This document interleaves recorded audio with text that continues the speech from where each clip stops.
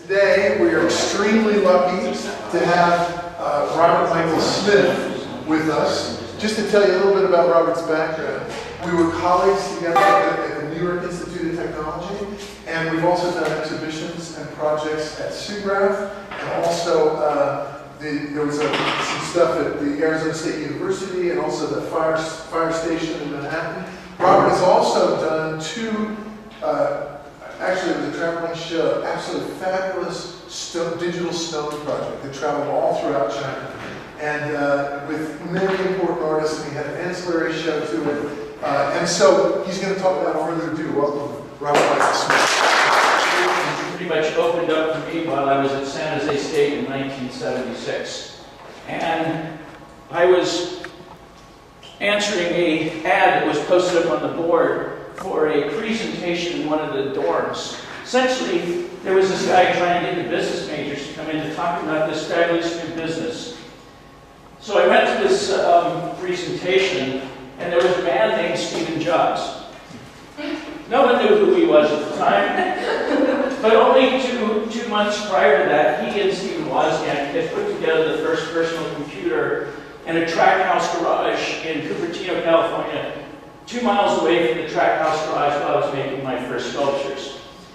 So, to say that I was at ground zero at the birth of the electronic revolution, I think would be fair to say. I was like, wow, this is cool. At the same time, I raised my hand and said, but I don't want to run a company. I don't want to write software. I don't want to do any of that stuff. And he's like, well, so what do you want to do? I said, well, I'm an artist. I just got my undergraduate degree in graphic design. So, oh, well, the future of this graphic design, I said, I hate graphics. But I was taking my first sculpture courses. I got into the graduate program, so I was a new graduate student in sculpture, and I said, this is what I want to do. The real future of this is 3D. Because did you see that new film? He was referring to George Lucas's very, very first, the real first, Star Wars. And he was talking about the TIE fighters, and he said, you're going to be able to do that at home on your own computer. So I started tracking this whole notion of being a digital sculptor long before we even had a word for it. And I actually got my first training because there was no graduate programs or undergraduate programs and anything related to digital art at the time. So I started hanging out in arcades. And I started running three-dimensional gaming programs, which was the first time I got to navigate in cyberspace. And I was doing it with the knowledge that this is how I'm going to build things in the future. This is the only way I can actually get training right now, because I don't have access to millions and millions of well-known sculptors, Bruce Beasley from California and Kenneth Nelson from New York, who were the only two sculptors that I knew who had access to $250,000 worth of technology at the time, which is what it had reduced. It had gone from multi-million dollars to about $250,000 in the mid-80s. So I was able to go to their studios, and they were functioning as mentors. So 3 years ago, when my mentor, Bruce Beasley, by this time had become my colleague, he said, I just met an interesting guy the other day. I said, yeah, who's that? He says, I'm Carl Bass, the president of Autodesk. And he's kind of interested in doing something with artists. Okay, so come over and have lunch and we'll talk about some ideas.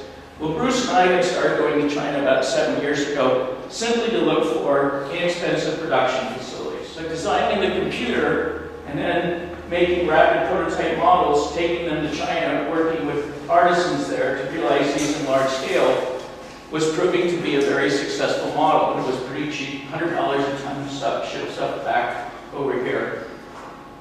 So the Olympics in Beijing was coming up, and I said, well, Carl, you've just opened up these companies in China, don't you think we should do something in China?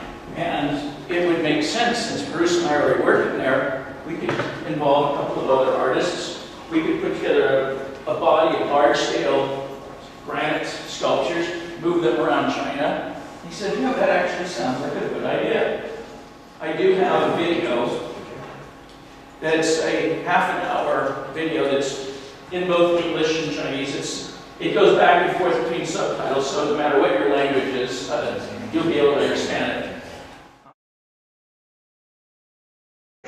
This machine is very important because previous to this, I would have sculptors would make a shape on the computer, and it's very hard to get it off the computer.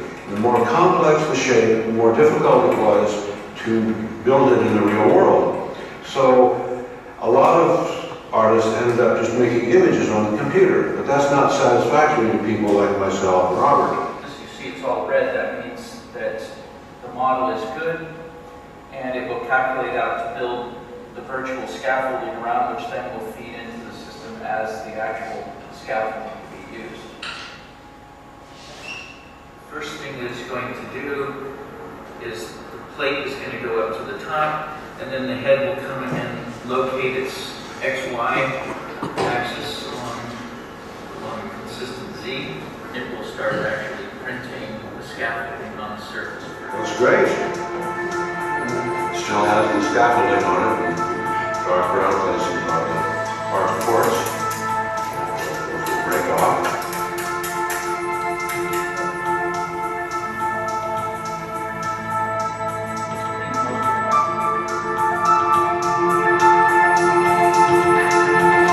This is the beautiful interior world that I really want to capture in all of my work. I think it's really very alive in this piece.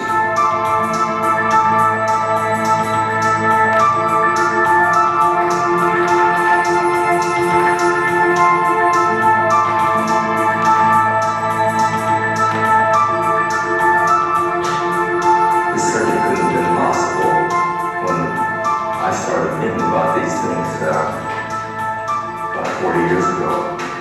And I wouldn't have into being really in the Stone Age, that we became modern humans at that point.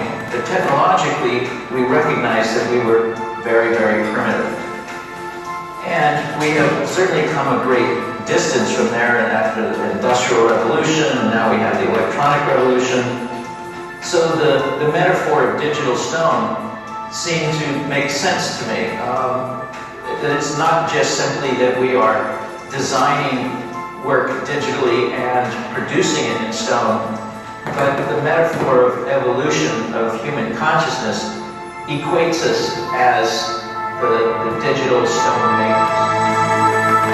See this thing enlarged to a massive scale in one of the hardest materials known to man. That's why my pieces look like there's not just potential movement, but potential life movement. Possible alternatives to evolution. Exotic life forms such as this, and in fact in the most deep oceans today, or strange flora in deep jungles. These are the forms of life, but also these are the forms inside of us. These are our organs. It's that imagination in the viewer, which I think is essential. It's not just my own imagination. It's how does my imagination connect with the deeper psyche of the audience.